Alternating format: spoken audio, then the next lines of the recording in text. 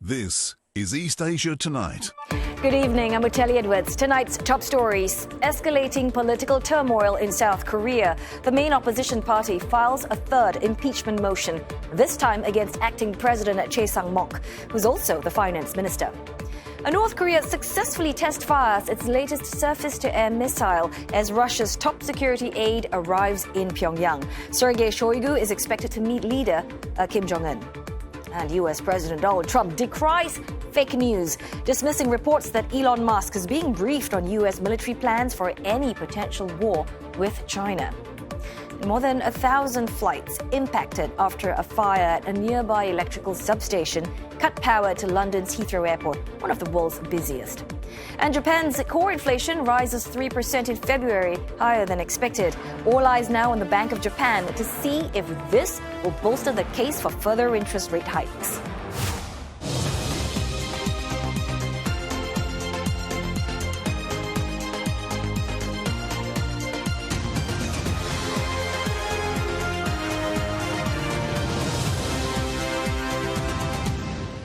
Also in East Asia tonight, top diplomats from China, Japan and South Korea are set to meet for the first time in more than a year in Tokyo. We speak to an expert on what to expect.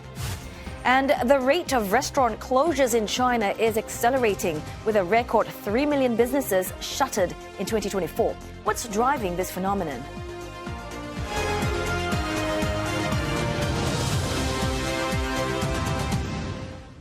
South Korea's main opposition Democratic Party has registered an impeachment motion against acting President Chae Sang-mok amid ongoing political strife in the country. Now, the timetable for a vote has not been released. Well, the motion follows rising tensions between opposition parties and Mr. Chae, who had repeatedly vetoed bills and held off appointing a constitutional court justice approved by the Assembly. Well, the acting leader had appointed 2 judges to the court in late December, but cited the need for a bipartisan consensus for a justice candidate. He also held off on the appointment of opposition-recommended justice candidate Ma Eun-hyuk. The Democratic Party called Mr. Chae's non-appointment decision an unconstitutional act that infringes upon the right of the National Assembly. South Korea's opposition parties together hold a commanding majority in parliament. Well, the impeachment motion comes as the Constitutional Court prepares to deliver its ruling on Prime Minister Han Duck-soo's impeachment over martial law-related allegations next Monday. No date has been set yet for a ruling on President Yoon Suk-yeol's impeachment. Mr. Yoon's case has been dragged on longer than expected and is escalating tensions between parties in parliament and on the streets. North Korea claims it has successfully test-fired an anti-aircraft missile system. State media reported that leader Kim Jong-un oversaw the weapons test and hailed the system as, quote, highly reliable. Well, Mr. Kim also touted the system's, quote, advantageous combat response. KCNA said the launch was conducted to examine the missile system's performance. It is reportedly already being mass-produced. This follows annual joint military drills between South Korea and the U.S., which the North has criticized as, quote, reckless and a rehearsal of war. Pyongyang has urged Washington and Seoul to stop their joint exercises, warning of retaliatory military action. Now, Mr. Kim is also reportedly aiming to boost North Korea's naval forces by ordering a rapid increase in the country's shipbuilding capacity. State media say the leader has inspected a military dockyard and highlighted the importance of modernizing the country's shipbuilding industry. Separately, Mr. Kim is expected to meet the top security advisor of Russian President Vladimir Putin in Pyongyang, amid the two countries' deepening ties. Sergei Shoigu has arrived in North Korea and is scheduled to meet with top officials. Well, Dasha Chernyshova, she joins us live now from Moscow. Dasha, first up, what is on the agenda for Mr. Shoigu's visit to North Korea?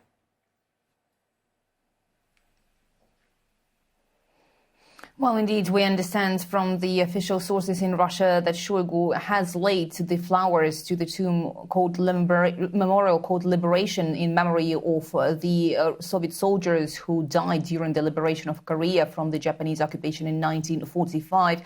Shoigu is also scheduled to meet with Kim Jong-un, and we understand this is part of the regular exchange of the diplomatic activity between the officials from Russia and the DPRK. It comes on the heels of another visit by Deputy Foreign Minister Alexander Rudenko to the DPRK, who has been meeting with his North Korean counterpart Son Hee, and in those talks, the sides have been cooperating and elaborating on how the diplomatic activity will proceed in the coming months. Again, this is part of the cooperation between the two countries that has bolstered ever since the two have signed the document for further cooperation between the two last June. We also understand that Shoigu's visit comes as North Korea has tested its missile and has said that it was reliable. So definitely we are seeing the intensification of the cooperation between the two countries and their coordination on the international agenda. But interestingly, we also have seen the Russian Deputy Foreign Minister Alexander Rudenko just a few days ago saying that the DPRK has become the place where the Russian soldiers who have participated in the special military operation in Ukraine were receiving treatment and rehabilitation, although Moscow never admitted that the North Korean soldiers have participated in the operation, even though there have been widespread speculation that that was the case. Now, Dasha, we also notice, deepening ties between Russia and North Korea. But do you think a Ukraine ceasefire that, U.S. President Donald Trump is pushing for will have any kind of impact?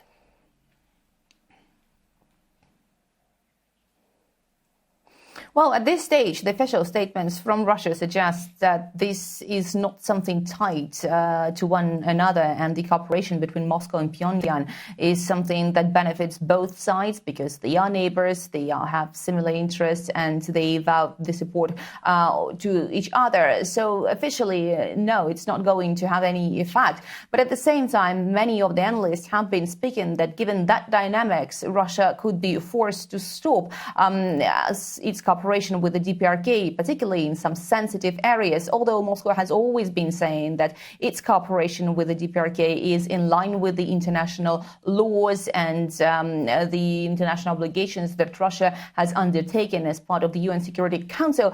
The understanding is that if Russia gets closer with Washington, then certainly it will have an impact on its relationship with the DPRK. Also, we understand that the signing of the Comprehensive Strategic Partnership Treaty in June was something that Moscow has taken very seriously, vowing to help North Korea even more in particularly sensitive areas. But also we understand that the Russian economy, as many experts say, does need time to rebound and to re-energize. And therefore, that could also be the factor that could be leading to the cooling down of that relationship between Moscow and Pyongyang. Again, official line is that no, these are not tight issues, but at the expert level, we can see certainly very different dynamics.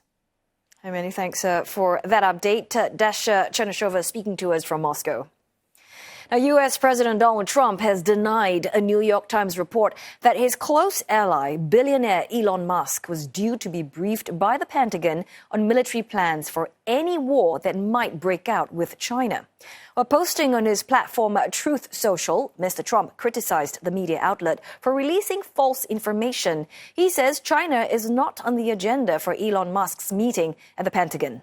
The New York Times, citing anonymous officials in its report, says the briefing for Mr. Musk will provide an overview on various topics, including China. It added that it will include 20 to 30 slides laying out how the U.S. will fight in the event of a conflict with China. The Pentagon has also denounced the New York Times article as fake news, saying the meeting is an informal one about innovation and efficiencies.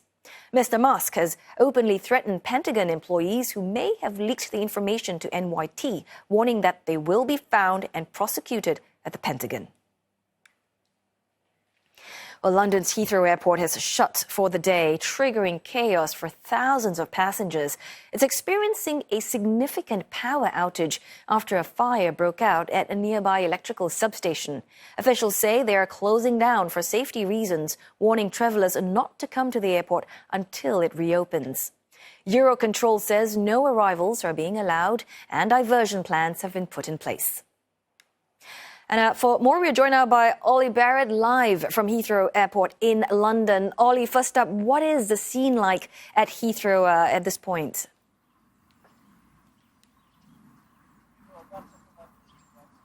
strangely quiet. The planes are all grounded behind me on the southern runway and around the terminals. They are not landing over my head as they normally would be, with the great noise that affects this area on a minute-by-minute basis normally. And we're also seeing around the terminals a slightly chaotic scene too, with some passengers still arriving at the airport despite the advice from Heathrow that they absolutely should not do that because flights are cancelled all day. Heathrow insisting that the airport is closed until midnight local time in the UK.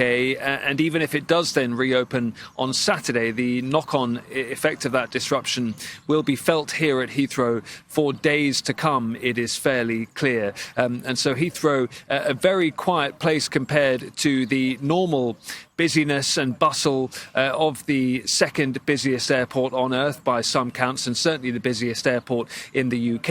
And to have Heathrow shut like this for a day is something that the government is describing as an unprecedented situation. Yeah, unprecedented. Certainly very significant than this closure, considering the fact that it is expected to extend beyond today's closure.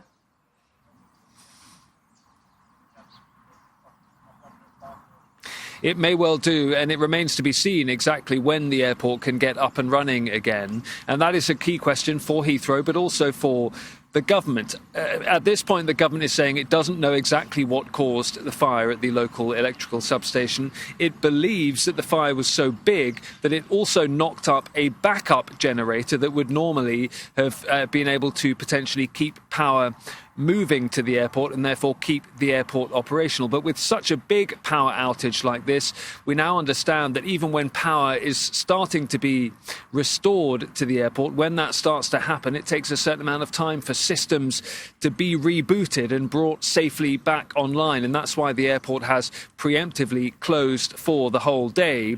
The government says it doesn't believe at this point there is any malicious element to the fire at the electrical substation nearby, but it's clearly looking into various possibilities and options and explanations. And the questions will continue in the days and weeks to come about whether the government has enough contingencies in place to make sure that a local fire cannot shut down a key element of Britain's critical national infrastructure.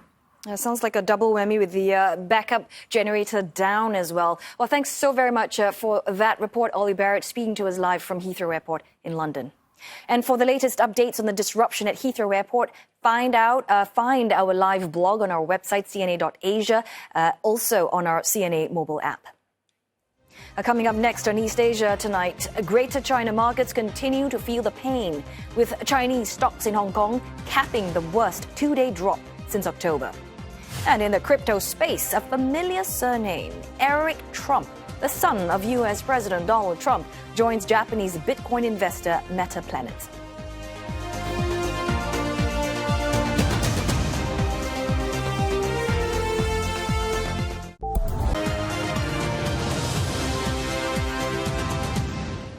Hello again. Good to have your company this Friday on East Asia tonight. Roland is standing by right here with your business update. And Roland, I believe inflation remaining sticky in Japan. Any signs that it's going to go away? Well, you're right. Core CPI is hitting 3% last month, and that's above the central bank's official target. Now, looking at core inflation in Japan, annual growth in prices, excluding volatile fresh food items, cooled to 3% in February. Now, stripping out fresh food and energy, well, prices slightly accelerated to 0.6% on the year. And that provides some relief to Japanese consumers currently reeling from a cost of living crunch. For the Bank of Japan, a slowdown in underlying prices should give it confidence towards its 2% inflation goal and strengthen the case for gradual rate hikes. Japan's central bank held the benchmark interest rate steady at 0.5% on Wednesday as it seeks more clarity on the trajectory of prices and wages, especially at the onset of higher U.S. tariffs. Checking in on the markets, Japanese markets ending the day marginally in the red. The Nikkei 225 down by 0.2. The broader topics is up 0.3. The Japanese yen losing some strength against the dollar by 0.37%. South Korea's early trade data show that exports are bouncing back this month, offering some relief for policymakers struggling to shield the economy from the impact of President Trump's tariffs campaign. Customs data for the first 20 days of March showed that exports increased 4.5% on year. The value of outbound shipments hitting $35.5 billion over the period, as compared to $34 billion a year earlier. Meanwhile, imports fell 1.4% on year to $34.4 billion during the period, and this resulted in a trade surplus of $1.1 billion. The crown jewel of South Korea's export sector, semiconductors, that climbed nearly 12% on year over the 20-day period. Automobile shipments also increased around 4%, but exports of oil products, well, that sank nearly 25%. Monthly trade in Asia's fourth biggest economy is considered a bellwether for the world trade, as it's one of the first among major exporting economies to release data. Quick check now on the South Korean markets and see how it closed. The benchmark Kospi ending the day marginally in the green by 0.24%. Investors will be digesting the news from the financial regulator that the ban on stock short selling will be lifted from the 31st of March. In the forex space, the Korean won gaining 0.2% against the greenback. Greater China markets losing more ground, with Chinese stocks in Hong Kong performing their worst two-day drop since October. Investors had already been on edge of U.S. President Trump's tariff deadline of April the 2nd. Shanghai Composite ending the day 1.3 in the red. Second bourse, the Shenzhen component down by 1.8%. Hang Seng Index 2.2 in the red, all ending in the red. Investors are also holding off on bets and wary of volatilities. This after a tech-fueled stock surge pushed Hong Kong shares to a three-year high earlier this week. Zooming in on Chinese banks, the Chinese government is said to have picked banks for a green bond sale to boost the ESG market. Bloomberg is reporting that Beijing is seeking to raise some $830 million from the inaugural sale in London. A fixed income investor conference on the sales of the yuan-denominated 3-year and 5-year bonds will reportedly be held on April the 1st. A Japanese Bitcoin investment company, Metaplanet, says that Eric Trump has joined its newly formed strategic board of advisors. The company says members of the board are committed to furthering the use of Bitcoin and advancing financial innovation. Now, Metaplanet says that the son of U.S. President Donald Trump is a leading voice of digital asset adoption. Metaplanet was previously known as Red Planet Japan and focused on regional hotel operations. The company trades on the standard section of the Tokyo Stock Exchange. The stock solidly in the green today, up 17%. And with that, a quick check on the cryptocurrencies. Bitcoin trading at 84,000, well off its high of 100,000 earlier. Solana barely in the green at $127. Tesla shares gained slightly overnight, but that's likely little cause for comfort for investors, with the EV maker racking up losses every week since CEO Elon Musk made his high-profile move to Washington in support of President Donald Trump. Experts say Tesla has been hit by a fall in brand sentiment, led by consumers exercising caution over Musk's decision to switch gears from entrepreneur to partisan political player. Trent Murray has more of this story from Berlin.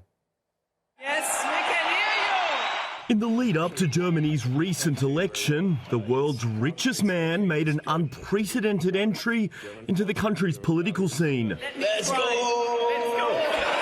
His decision to endorse the far-right AfD party shocking the country's political establishment.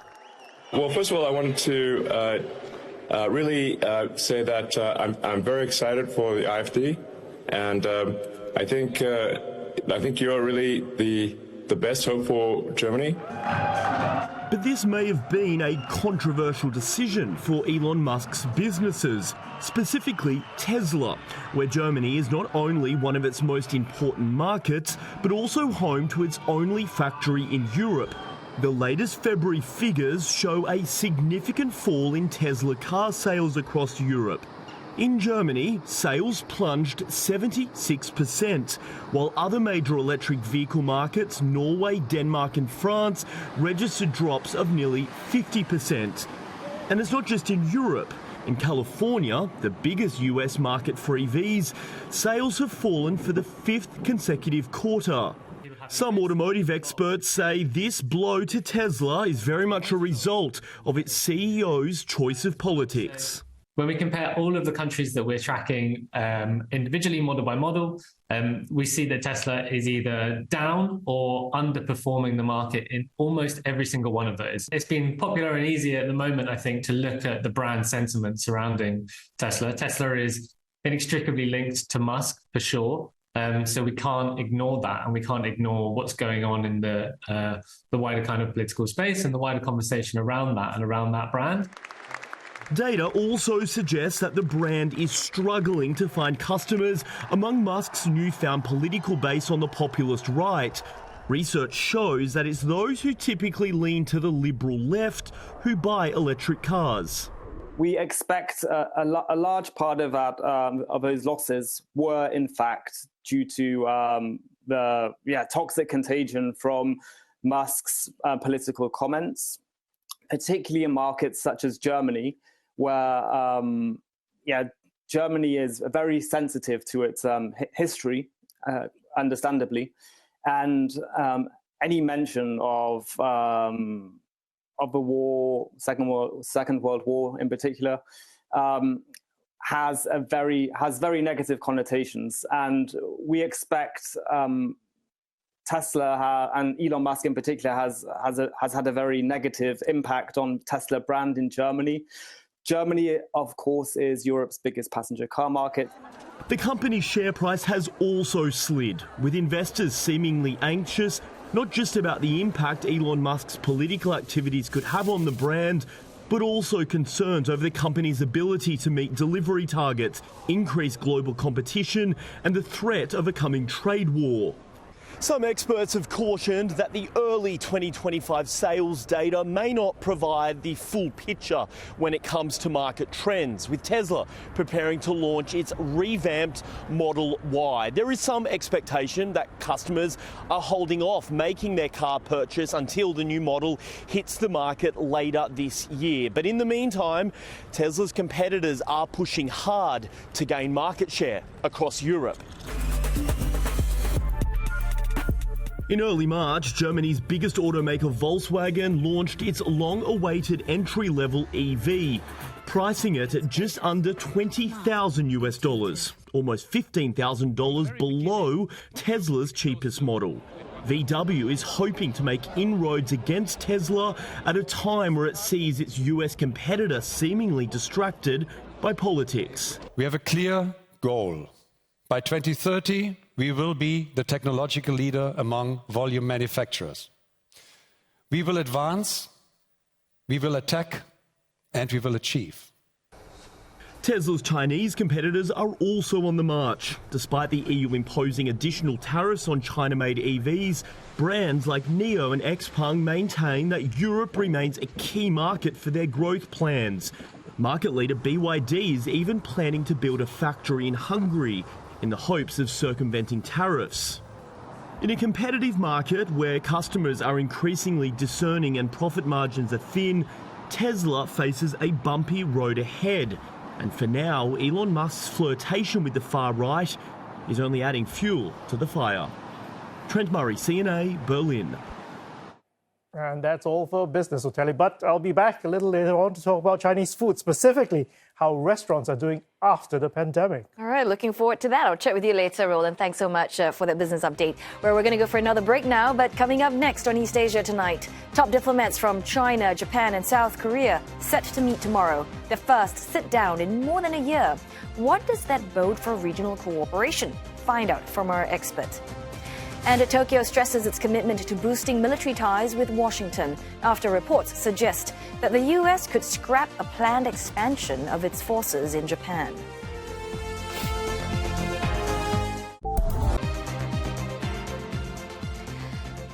You're watching East Asia tonight, and here are the headlines we're following. Escalating political turmoil in South Korea. The main opposition party files a third impeachment motion, this time against acting President Choi Sang-mok, who's also the finance minister. North Korea successfully test fires its latest surface-to-air missile as it threatens strong action against U.S.-South Korea military drills in the region. And U.S. President Donald Trump decries fake news, dismissing reports that Elon Musk is being briefed on U.S. military plans for any potential war with China. The top diplomats of Japan, China, and South Korea will hold talks in Tokyo tomorrow in the first such meeting in 16 months. Now, in the last hour, Chinese Foreign Minister Wang Yi, as well as South Korean Foreign Minister Cho Tae-yul, paid a courtesy call on Japanese leader Shigeru Ishiba. Well, the three Asian giants aim to forge closer relations, including economic ties, amid tariff threats from U.S. President Donald Trump. Well, CNA's Micho Ishida has more. Japanese Foreign Minister Takeshi Iwaya says the aim of the trilateral meeting on Saturday is to promote harmony in a divided world. As chair of the meeting, he hopes to forge future-oriented ties with Japan's closest neighbors when Chinese Foreign Minister Wang Yi and South Korean Foreign Minister Cho Tae-yul are in Tokyo. The three ministers are likely to discuss promoting people-to-people exchanges, cooperation on issues such as aging populations and regional problems, according to local media. Bilateral meetings are expected as well, with North Korea one of the key items on the agenda. Japan and China will also hold their first high-level economic dialogue in 6 years. According to the Japan External Trade Organization, China is Japan's biggest trading partner, and Japan is China's second largest trading country. But Japan's release of treated wastewater from the crippled Fukushima Daiichi nuclear power plant back in 2023 had sparked backlash from Beijing, which suspended the import of marine products from Japan, citing contamination concerns. Tokyo wants Beijing to lift these restrictions, as well as those on Japanese beef, imposed more than 2 decades ago following a mad cow disease outbreak. In recent months, Tokyo and Beijing have been making efforts to repair strained ties on the back of disputes over islets in the East China Sea, as well as concerns over the safety of Japanese nationals in China after a Japanese schoolboy was stabbed to death last year. Japanese Prime Minister Shigeru Ishiba and Chinese President Xi Jinping reaffirmed ties when they met on the sidelines of the APEC summit in November. And to further strengthen ties, the two sides hope to pave the way for a visit by Chinese Premier Li Qiang to Japan and Mr. Ishiba's first visit to Beijing. At Saturday's meeting, Japan, China, and South Korea will also aim to agree on arranging a trilateral summit by the end of the year. Michio Ishida, CNA, Tokyo. For more analysis on this trilateral meeting, we are joined now by Kazuto Suzuki. He is a professor of science and technology policy from the Graduate School of Public Policy at the University of Tokyo. And he is speaking to us from Washington, D.C. today. Well, thanks so very much for joining us, Prof. First up, let's talk about this trilateral meeting. It's only happening after a 16-month gap. In a nutshell, what can you say about the state of China, Japan, South Korea relations, and why do you think it's happening now?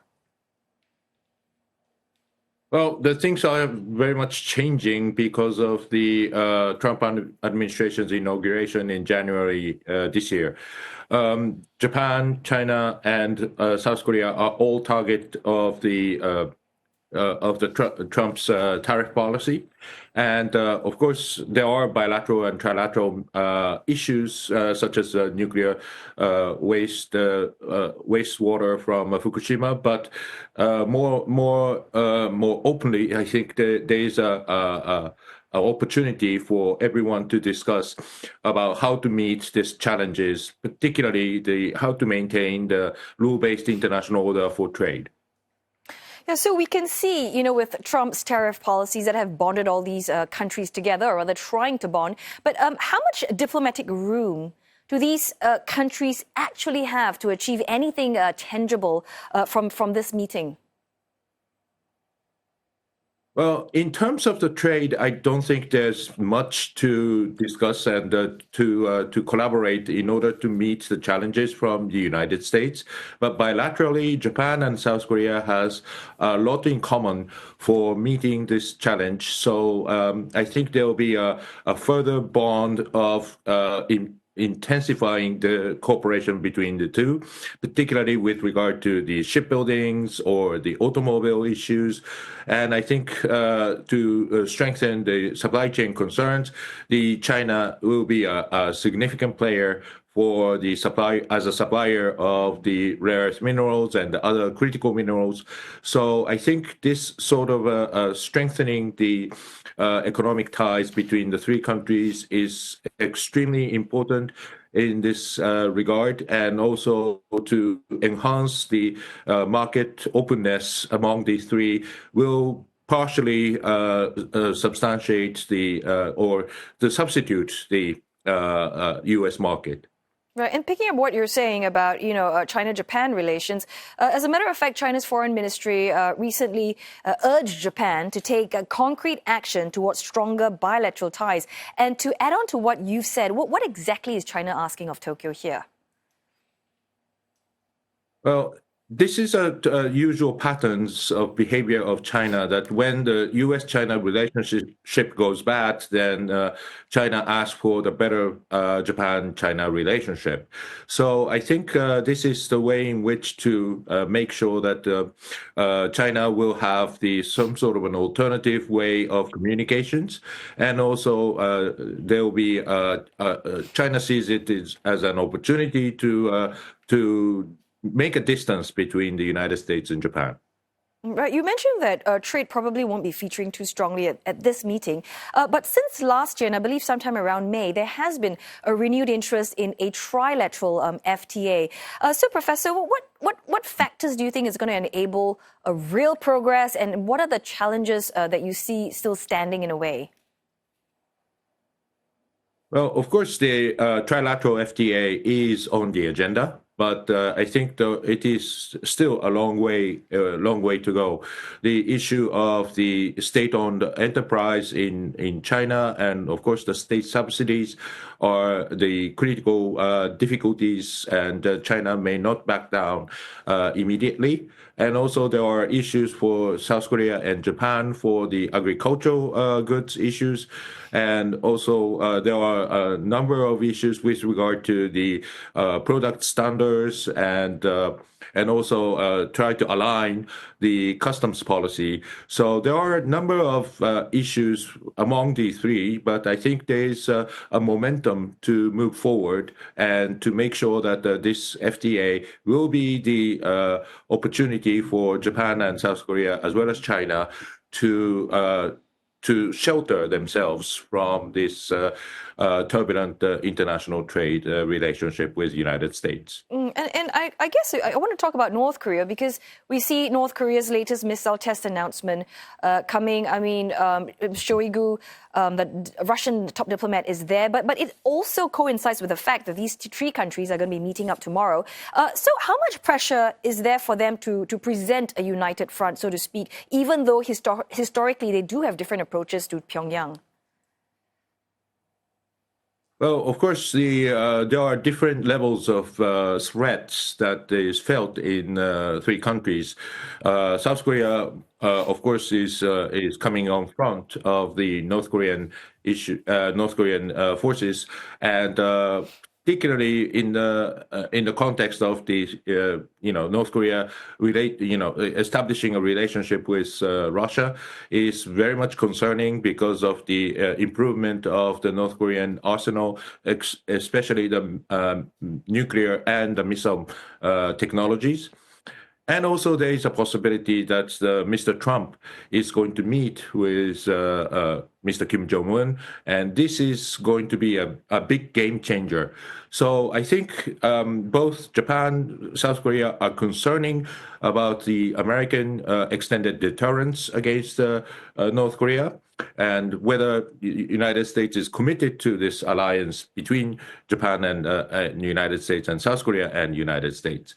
The China, however, may have a much more freer opportunities, but at the same time, China wants to have this, show up the relationship with South Korea and Japan to make sure that China can put more pressure on North Korea with regard to its relationship with Russia, because China and Russia are in rather competition for controlling over the North Korean supplies. Right. And Professor, after tomorrow's trilateral talks, there is hope that a trilateral summit is going to take place at the end of the year. How critical is it in terms of this trilateral summit happening? And what would be some of the challenges that could prevent it from happening?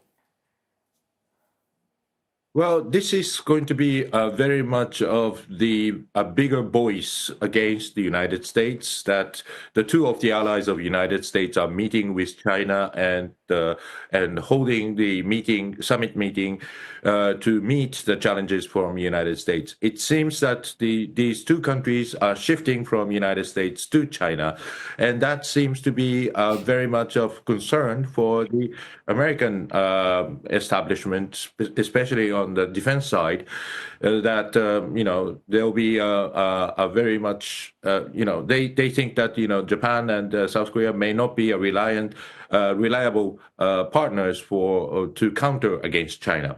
So there will be a sort of a diplomatic turf war between the United States and China, whether to have established more on the stronger alliance with the United States, or getting closer and more cooperative actions towards China. So this summit will be the decisive moment for United States to maintain this alliance policy. Right. And there are also going to be these bilateral talks that's happening on the sidelines with three countries basically holding separate discussions. What are some of the issues you think is going to top the agenda that we should be looking out for? Well, the bilateral economic meetings will be focusing on first the immediate issues with regard to the Fukushima treated water issues, as well as the Chinese export control on the critical minerals. So these are the top issues, and there are many more with regard to these, Chinese economic coercions or economic statecraft, and to lift these economic, control over substances which are necessary for the Japanese economy. But furthermore, I think this bilateral dialogue will be the sort of a starting point for discussing the other issues, including the territorial issues around Senkaku and many other things. So I think this is starting as an economic meeting, but hopefully it's going to develop to the future further, comprehensive bilateral agreement. There's some great insights there. It's always a pleasure speaking with you. Thank you so much for spending your Friday with us, Professor Kazuto Suzuki from the Graduate School of Public Policy at the University of Tokyo. Well, Japan, meantime, has stressed its commitment to boosting military ties with the U.S., its key ally, after reports say that the Pentagon is considering scrapping a planned expansion of American troops in Japan to cut costs. Japan's Chief Cabinet Secretary Yoshimasa Hayashi says that there was no change to the two countries' agreement to enhance their deterrence capabilities.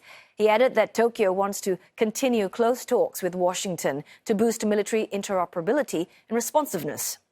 Well, the U.S. currently has around 54,000 military personnel in Japan, a report to the Indo-Pacific Command in Hawaii.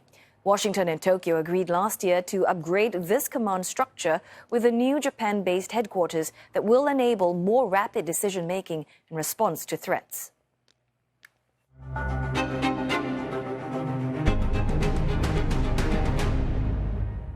U.S. President Trump says that he will soon sign a minerals deal with Kyiv. His announcement comes just a day after the White House said that the U.S. has moved beyond the previously negotiated deal and is focusing on achieving a long-term peace agreement between Russia and Ukraine. Mr. Trump made the comment as he signed an executive order to boost the production of critical minerals in the U.S. He added that peace efforts to end the war in Ukraine were going, quote, pretty well. U.S. and Ukrainian officials are meeting in Saudi Arabia on Monday to discuss Washington's proposal for a partial ceasefire. Now, U.S. officials are also set to hold talks with a Russian delegation in Saudi Arabia on Monday. That meeting will focus on safe navigation in the Black Sea. European Union leaders meeting in Brussels have vowed to continue military support for Ukraine, despite claims by Russia that this will harm the peace process. Stuart Smith has a report.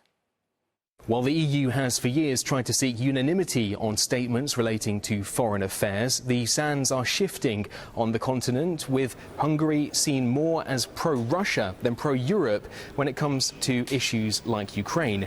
That's led to another situation where the 26 members have agreed to a stronger statement, then compromised on a watered-down one that might have accommodated Hungary's position. Die Verteidigungsfähigkeit und damit die Sicherheit Europas ist ein Thema, das an Bedeutung gewonnen hat, weil wir gesehen haben, dass die strategische Lage sich ändert, wenn wir über den Atlantik blicken. Und daher ist es notwendig, dass wir hier auch unsere eigene Sicherheit selbst in die Hand nehmen. How to support Ukraine, European defence and increase EU competitiveness were all discussed. Three key issues which the EU Council says are all linked, with greater competitiveness meaning more money for EU defence, which is directly supported by Ukrainian success against Russia's invasion. A new scheme that is meant to help meet those goals, called Rearm Europe, was announced on Thursday, which will allow member states to access around $160 billion in loans specifically for certain types of defence equipment, but only for purchases from EU defence companies, excluding the US and UK. EU candidate country Ukraine wants to be part of that too, saying it has a lot to offer, like drone tech and missile defence, for which the EU lacks as much expertise. As well as addressing competition in the defence industry, leaders sought ways to increase the competitiveness of the bloc's automobile, steel and metals industries, which have been threatened with US tariffs. While not part of formal talks, there's discontent amongst some EU member states who have ended up in the crosshairs of US retaliatory tariffs, like France and Italy, whose alcohol industry could be taxed much higher than it has been by the US as a response to the EU's retaliatory tariffs against Washington. Stuart Smith, CNA, Brussels.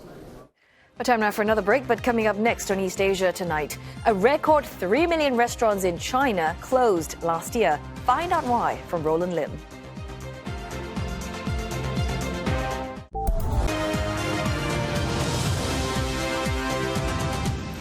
A long road from North Korea to the cusp of K-pop stardom. Boy band Universe is set to make history as the first K-pop group to debut with North Korean defectors, all trained up for stardom in the industry. Well, the two North Koreans, Hyuk and Seok, were recruited and signed after the CEO of a small Seoul-based label was introduced to the defectors through friends.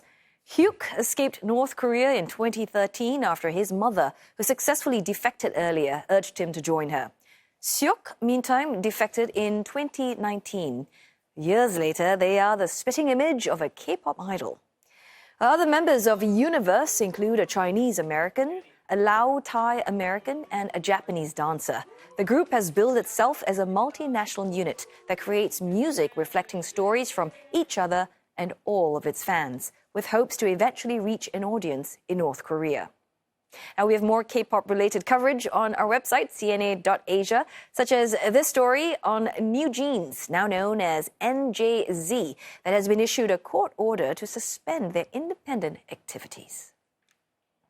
Now, on a more serious note, China's restaurant industry seems to be in crisis as consumers cut back on dining out. In fact, a record 3 million restaurants shut down in 2024 as rising costs and deflation pressure eat into consumers' pockets.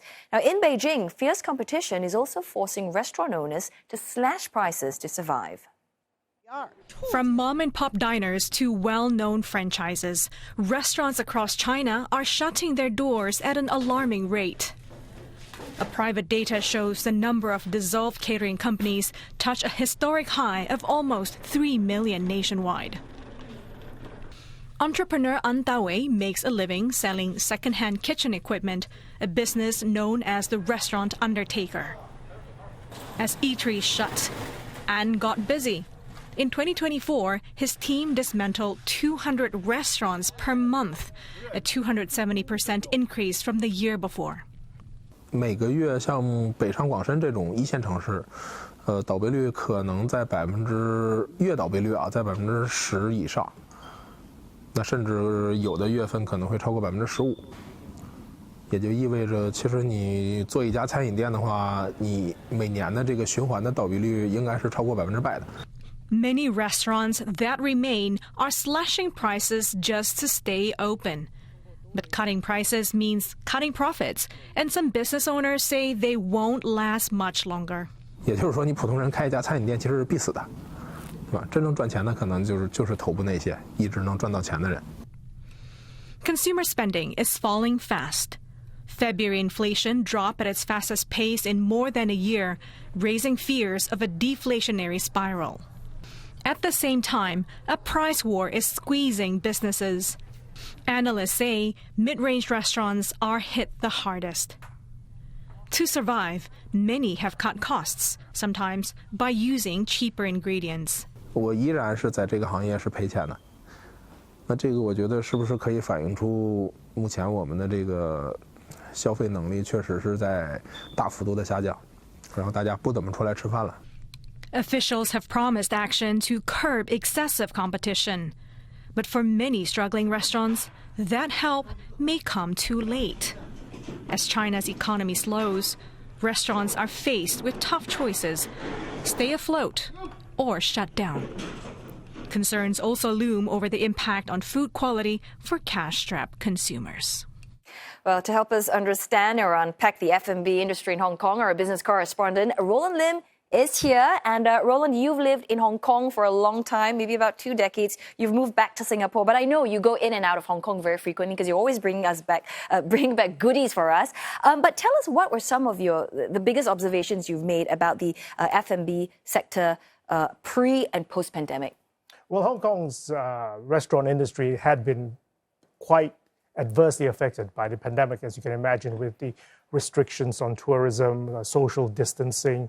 There was a decline in tourism, reduced foot traffic. I think all in 2020, 21, there was some 2,000 Hong Kong restaurants closing during that period. And it's only this year, for example, that flag carrier Cathay Pacific has actually reinstated back to pre-COVID levels in terms of operating capacity. So the tourists are coming back in, but slowly. So the restaurants are picking up again. But I've also noticed since I've gone back that there is that trend because the expatriates in Hong Kong have leveled off somewhat. And then there was also the mass migration because of the the anti-government protesters running away from the city. That's led to actually quite a bit of a drag on the restaurant scene in the sense that it used to be 11 o'clock p.m. Hong Kong. The restaurants would be bustling, but these days it's like 9:30 and everything's quiet and dead. And I've also been told by the locals themselves that what they then do is that over the weekend, they would go over to Shenzhen, much like Singaporeans going over to Johor Bahru, where things are much cheaper there. So they do their shopping there, they do their eating there, and then they might, fit in a massage at the same time. So one of the things that strike me about going to Hong Kong is the energy, is the buzz, when we're there. The smell of roast pork, for instance, and people talking and eating. So all that is pretty much non-existent, you're saying, after 9:30 p.m. Yes, essentially, that is what I am saying. Yes. Right. And how about your favorite restaurants, your dim sum restaurant, or, is that still open? It hasn't shut down, is it? No, I think the popular ones are still in place, the ones with the names, and also the fact that there is a lot of niche players out there, and there are also the international restaurant names that are out there. Those are still very much in play. They are still surviving. Good to know, Roland. Good to know. All right. On that note, we are running out of time. So this pretty much wraps up East Asia Tonight for this Friday. And don't forget, headlines anytime on CNA.Asia. Plus, we're on Facebook and YouTube. Thanks for watching.